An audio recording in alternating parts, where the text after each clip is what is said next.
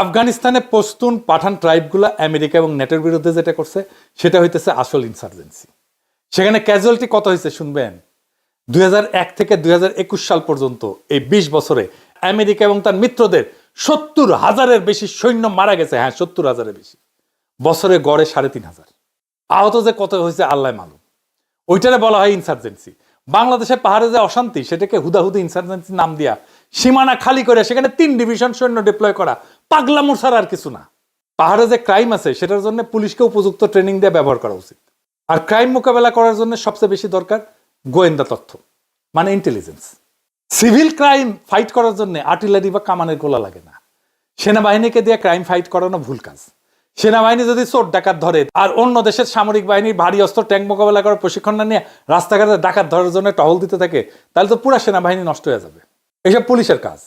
দরকার হলে পুলিশের লোকবল বাড়ানো উচিত, পুলিশের ইন্টেলিজেন্স কালেকশন ক্যাপাসিটি বাড়ানো উচিত, পুলিশের গোয়েন্দা সক্ষমতা বাড়ানো উচিত, পুলিশের বাজেট বাড়ানো উচিত। এই সমস্ত কাজে সেনাবাহিনী ব্যবহার একদম বন্ধ করা উচিত।